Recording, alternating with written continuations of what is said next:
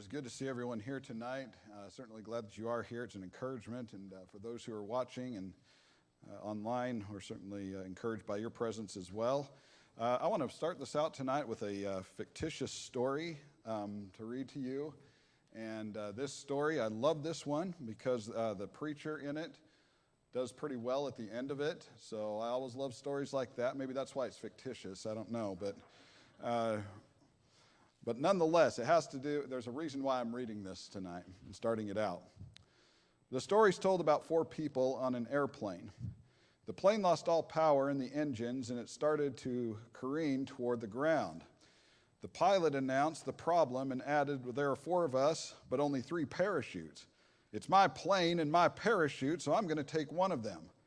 And the others agreed. He strapped on the parachute and he jumped to safety. Left on the aircraft was a rocket scientist, an aged preacher, and a backpacker. The rocket scientist jumped to his feet, insisting, well, I'm one of the greatest minds in the country. I must survive because the world needs me, and I must I must take one of the remaining parachutes. The others agreed, so he prepared himself and launched out. The elderly preacher started to explain that he had lived a long life, and he was not afraid to die, and so that the young backpacker should take the last parachute. Just before she did, the backpacker stopped him and in mid-sentence said, well, there's no need for that to happen. That brilliant rocket scientist just jumped off the plane wearing my backpack. I read that, obviously in jest, because when you think about stuff like this, we may be skilled in one area, and we might be greatly experienced, but that does not mean that we know everything, does it? In fact, when you look at life and everything that we do and what our interests are and what our occupations are, there is always someone who knows more. There's always someone who's going to come along and be more experienced. There's always someone who's going to come along and teach us lessons that we didn't. I remember an old photo back when LeBron James was starting in the NBA, and everyone was talking about how great he was at that point. But there was a photo of him on the court standing next to, I believe it was Michael Jordan. And it said, there's always someone else who's better. And of course, we know what we don't need to be a basketball fan to know who Michael Jordan was and all of the prestigious things that happened to him. But there is always going to be someone better, and we need to remember that in our lives. We need to remember that that there's always someone to knock us down. There's always someone to remind us how much we don't know. And we see that in the Bible as well. When you look back at Exodus chapter 5 and verse 2, Pharaoh, who was the most powerful man on earth, who bragged about everything that he had, and all of the riches that he had, and all of the power, and all of the authority, and of course he had just millions of servants at his disposal. And when you look at Exodus 5:2, it was Pharaoh who said, well, who is the Lord that I should obey his voice? In other words, he was calling out the God of Israel, asking, well, what's so good about him? Who is this God? And Pharaoh had a lot of gods that he would follow, as you know, but he said, well, who is the Lord that I should obey his voice? And I think sometimes people really do get carried away with a mindset like that. But I want you to think of something very, hopefully it's sobering, and hopefully it's very humbling, because it's meant to be so when we start thinking about this. But I want there are a lot of people in this congregation that are super smart, and they have a lot of experience and a lot of wisdom and a lot of knowledge, and they've studied in different areas. But you add up all the knowledge, add up all the years of experience and all the wisdom, not just in this room, but the congregation in and of itself, and all the people who might be watching at home, and you realize that we will still never know more than God. With all of us combined, there is still someone greater. Sunday mornings, we started a series on looking at the church and how, what the church is in every part of the Bible. And when we look at something like that, it really does help us. And learning what we need to do. And, some things that might come along that we realize, I need to focus a little bit more in this area, because it really does push us and I think get us thinking of what our position in the church of Christ is to be. But it's equally important when you start preaching the church like that to preach the head of the church. And that's what I want to start doing on Sunday mornings for the next little while, is looking at the glory of the Lord and how to glorify the Lord in different areas. And I can't think of a more relevant area to look at to start this off than making ourselves less. In order to glorify the Lord the way that we need, that means that we need to not glorify ourselves. And that can be a tough thing sometimes for people in the church who hold prestigious positions or who are popular or a little bit more well known. But we need to be humble. And there's always someone who's there who is going to humble us. But you think about just all the different areas when we start glorifying ourselves, what that does to us with the way we act towards other people, the things that we say, how we carry ourselves outside of the congregation, and how other people look at us. And looking at some of these really are an eye-opener. When you look at glorifying yourself, it is delusional thinking. We deceive ourselves. We trick ourselves when we start thinking that, we start glorifying ourselves and boosting ourselves up or lifting ourselves up to an area, to a point where we shouldn't. I think some people, I was talking to Charles about this earlier this week or this last week maybe, that I think some people I think have this mindset, they have a habit of thinking that our rights in the nation, and we do have rights in the nation. It's what the Bill of Rights is for, and certainly we're glad for that. But there's a point where patriotism needs to stop and the Lord's church begins.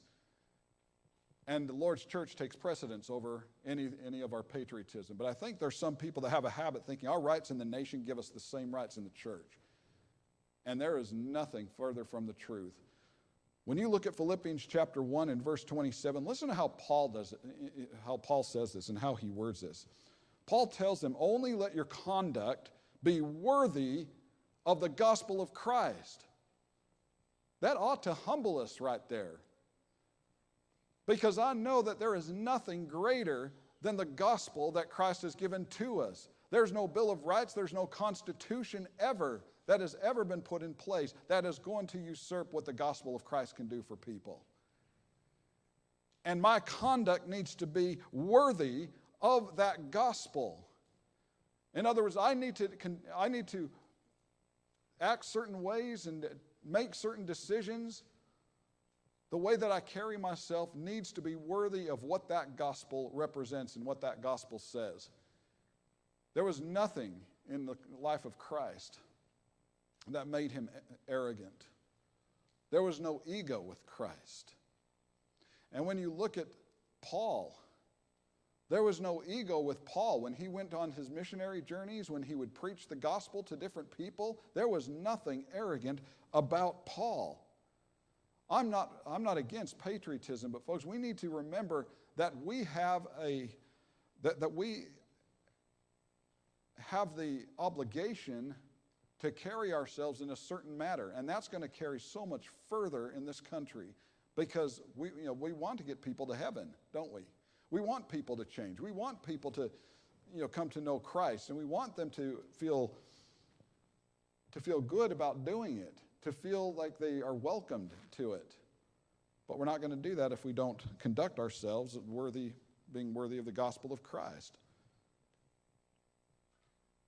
I think we see these reports all the time about how, and we get frustrated with it, with how people feel so entitled in this country. We need to make sure that doesn't carry over, because there are some people who feel entitled in the church. That because I'm in the church of Christ, that I have certain rights, that I'm entitled to certain things. And that's not what the apostles preached. That's not what Christ taught us. In Philippians chapter 2 and verse 3, Paul writes, let nothing be done through selfish ambition or conceit. Selfish ambition means glorifying myself, to build myself up, to say I've got the right to do this, or I'm able to do this because of who I am or where I sit. But he says, let nothing be done through selfish ambition or conceit, but in lowliness of mind, let each esteem others better than himself. That doesn't sit so well for some in the church. For people in the church of Christ, a lot of us just, we think that, the world, we're trying to change the world. Some people think they're better than the world. That's not what Christ did. Christ died for the sinners. Christ died for you before you became a Christian. And there was a reason why, and it's because he had you in mind, and he loved you, and he loves those who are in the world, and he wants them to come to him. So when we start to glorify ourselves, it is deceitful thinking. And that we do. But also, when we start to glorify ourselves, not only is it deceitful in our own minds, it's offensive to God. God knows that none of us have a right to glorify self. I want to take you back to 1 Samuel chapter 15. This is the account of King Saul. And many of us have probably read this account, some maybe more than others with some of this. But remember, Saul is anointed by God to be king. David is coming up. Samuel's trying to talk to him, but Saul is not doing things according to what God wants. And he disobeys him. And he starts to glorify himself in the process. But look at how he interacts with him right here. In 1 Samuel 15, beginning in verse 10, it says, the word of the Lord came to Samuel, saying, I greatly regret that I have set up Saul as king. That word regret right there means that God said, well, I'm sorry for even putting him in this spot. He was put, the whole reason why Saul was able to be king is because God allowed him to be king. And now because of some of the things Saul is doing, puffing himself up and making himself bigger than what he thought he was, God himself says, I greatly regret that I have set up Saul as king, for he has turned back from following me and has not performed my commandments. Folks, that's the first thing that goes when someone starts to puff themselves up in the church. Because I start putting myself first and God becomes second, and all of a sudden I start making decisions based on what I want, and and I stop listening to Scripture, and I stop listening to what God has expected of me. I'm expected to be here if I can be here. I'm expected to participate in certain things. I'm expected to deal with people in a certain way. But that's not going to happen when I start glorifying myself. And that's what happened with Saul. He says, he has not performed my commandments. And it grieved Samuel, and he cried out to the Lord all night. And so Samuel goes to Saul in the meantime, and he talks to him and says, well, why, and remember, Saul was commanded to destroy everything, and he didn't do it. And you look at verse 17. And Samuel tells him, when you were little in your own eyes, were you not the head of the tribes of Israel? That had to be humbling for him. Because what he's doing is Saul knew the power that he had. He knew the position that he was in. And Samuel comes to him and reminds him, there was a point in time where you were little in your own mind. There was a point in time where you did not glorify yourself like you're doing right now. There was a point in time where you remembered who put you here. There was a point where you remembered that it was God, that everything you have and everything you've done up to this point was because God made it possible for you to do that. And you knew that. And this is what Samuel's trying to get him to remember right here. When you were little in your own eyes, were you not head of the tribes of Israel? And did not the Lord anoint you king over Israel? But now the Lord sent you on a mission. And he said, go and utterly destroy the sinners, the Amalekites, the fight against them until they are consumed. And what a moment that should have been for Saul to realize everything that I have is because God gave it to me. And God commands us one thing of me. I had one job that God wanted me to do. And I failed. Why then did you not obey the voice of the Lord? Why did you swoop down on the spoil and do evil in the sight of the Lord, Saul, there was a point in time where you wouldn't have done that. There was a point in time where you brought yourself so low that you would have fallen at the feet of him. But not now. And one of your decisions illustrates that. You look over at 1 Chronicles chapter 10, beginning in verse 13, and this 1 Chronicles is talks about the summary of this whole event. Beginning in verse 13, it says, "So Saul died for his unfaithfulness, which he had committed against the Lord, because he did not keep the word of the Lord. And also he consulted a medium for guidance. But he did not inquire of the Lord, and therefore he killed him and turned the kingdom over to David, the son of Jesse." Folks, the moment I start glorifying myself over the Lord, that leaves it wide open for me to start listening to all the wrong counsel, listening to all the wrong people, following all the wrong advice and philosophy and words that the world thinks is wisdom, when I don't put God first. How sad it is when we see that happen, but it has happened, and it's happened many times. You think of Nebuchadnezzar, when Daniel comes to him, and Nebuchadnezzar glorified himself so much that God humbled him, didn't he, by the end of this account? You think of Rome, who was the enemy of God's people, glorifying themselves over Christ, glorifying themselves over these early Christians, glorifying themselves over the gospel. They hated it. First, they didn't think it was a big deal. But when they realized what was happening and that people were converting to it, they stepped in because they thought of themselves in such a high esteem. In fact, Caesar would often refer to himself as a god himself. He was that high on his own self-esteem. Do you remember the psalmist in Psalm chapter 9 and verse 17? David writes, "The wicked shall be turned to hell, and all the nations that forget God." We need to be careful, because this nation is as vulnerable as any of the great dynasties of the past that started lifting themselves up. I'm grateful for the Christians in this nation. I hear people say, a lot of the time that, we were a Christian nation, but we're not a Christian nation now, or we've allowed so many things to come in and infiltrate, the principles and the morals of this country, and that's probably true to an extent. We see a lot more on TV now than they've ever allowed, and we see a lot of things in school that have never been allowed before. I see more parents pulling their kids out of public schools now than I have ever done in my life, and I went to a public school. But it's because of a lot of the things that are now being allowed and taught and installed in the minds of our children.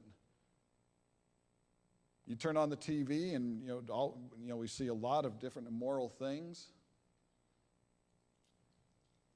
and it scares us. And I've heard people ask, how long is it going to be before God says enough is enough? People have glorified themselves. I've seen churches compromise with a lot of this stuff because they're just trying to get along. And I'm a firm believer that sometimes you've got to go along to get along. But folks, there is a time when going along is compromising the truth, and we can't do that. But I also know there's good people in this nation who love God and who serve Him and are doing absolutely everything they possibly can to get people to convert to Christ, to introduce them to Christ. It's tough sometimes. It's tough to talk to older people sometimes who remember, that not all the stuff we have now going on is, they didn't have it when they were our age. But that's why we need to remember to glorify God. Glorify God over self. That is what's going to bring these blessings. Because glorifying Him over anything else, no matter what we see in this nation, puts us in the right place for His blessings. And aren't we grateful for that? I don't think we're done yet. I don't know, but I don't think so. We have a lot of people that still want to glorify God, and I hope we can stay and do what we need to do as long as we are on this earth, and as long as we know people, and as long as there are souls that need to be saved on this earth, we have a job. That's a great thing about a Christian. We have job security in the spiritual realm. There's always work to do. But you look at John 3, beginning in verse 30, it says, John writes, he must increase. He must increase, but I must decrease. He who comes from above is above all. You see, when we glorify God over self, we are given a privilege. We are given a privilege of approaching His throne. We are given the privilege of praying to Him. How amazing is that, to think that any time of the day I can I can talk to Him, I can pray to God, I can petition Him, and He is going to listen to me because we have that relationship. But I can only have that relationship with Him if I maintain glorifying Him. Because the moment I start deviating from that is the time that He's going to stop listening. Why would He? But it improves our relationship with Him. There are blessings from being a disciple of Christ. And as long as we can remain faithful to Him, what a great place that's going to be. I think at the end of this life, every person, no matter who they are going to give an account to God. Every person who has glorified God over self is going to give an account. Every person who has glorified self over God is going to give an account to Him. And it's going to be fair, but by His grace, He takes care of His children. And if you're not one of them, you can be. I love to be able to wake up every morning and think of myself as a child of God. Do you? To think that you are you're in a place where God is happy and excited and eager to have you with Him eventually. What a great thing it is to be a child of God. Don't ever be too proud to ask for forgiveness. He offers that forgiveness, that chance to seek it. Don't overlook it. That's what glorifying God over self is all about. If you need to ask forgiveness, do it. If you're not glorifying God the way that you need, I want to ask that you come forward tonight. Let us pray. We don't need details. God knows those. You know the details. But what we want is to be able to pray together and let your church family know that you need those prayers as well so they can get that covered. That's the way to glorify God. But if you have that need tonight, please come forward as we stand and sing.